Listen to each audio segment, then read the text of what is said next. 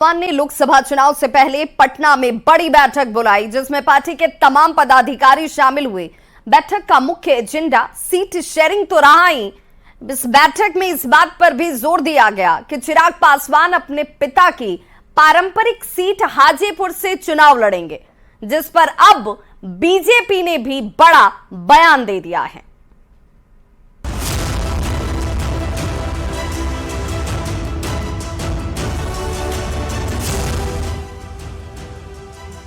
देश में आम चुनाव में भले ही अभी वक्त है, लेकिन बिहार के सियासी चौसर पर तमाम दलों ने राजनीतिक बिसात बिछानी शुरू कर दी है, ताकि सीट शेयरिंग के तालमेल को इस तरह बिठाया जाए कि आने वाले वक्त में केंद्र के साथ साथ बिहार की सियासत में भी वर्चस्व बना रहे। लोकसभा चुनाव को देखते हुए चिराग पासवान की पार्टी ने पटना में बहुत बड़ी बैठक बुलाई। खुद को पीएम मोदी के हनुमान बताने वाले चिराग पासवान ने साफ कर दिया है कि पीएम मोदी के प्रति उनका विश्वास अटूट है, पर चिराग सीट शेयरिंग का फॉर्मूला 2019 की तरह ही सेट करना चाहते हैं, यानी 6 जोड़ 1।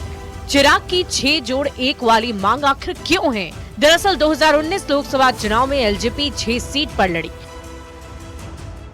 बीजेपी कोटे से दिवंगत रामविलास पासवान राज्यसभा भेजे गए थे।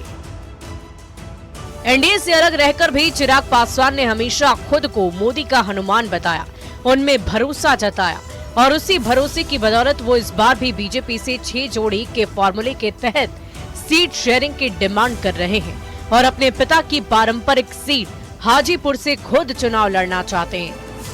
हमारे नेता पहले भी कह चुके हैं कि 2014 में 7 सीट पर लोक जनशक्ति पार्टी चुनाव लड़ी थी।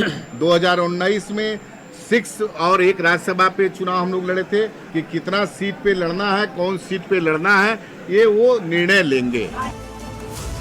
अगर चिराग पासवान खुद को पीएम मोदी का हनुमान कहते हैं, तो पीएम मोदी ने भी वक्त वक्त पर ये साबित किया है कि वो चिराग के अभिभावक के रूप में हैं। यही वजह है कि जब एनडीए में चिराग पासवान के रोल और सीट शेयरिंग के मुद्दे पर डिप्टी सीएम विजय सिन्हा से सवाल किया गया, तो उन्होंने साफ साफ कह दिया कि कोई नाराजगी नहीं है और जल्द ही सीट शेयरिंग का मुद्दा सुलझा लिया जाएगा।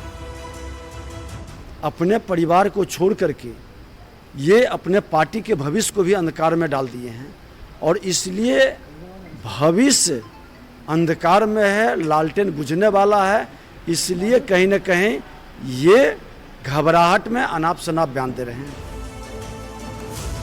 भले ही अभी तक सीटों को लेकर बातचीत अंतिम चरण में है, लेकिन जिस तरह से चिराग और बीजेपी की ओर से बयान आ रहे हैं, उससे इतना तो साफ है कि इस मुद्दे को सुलझा लिया गया है।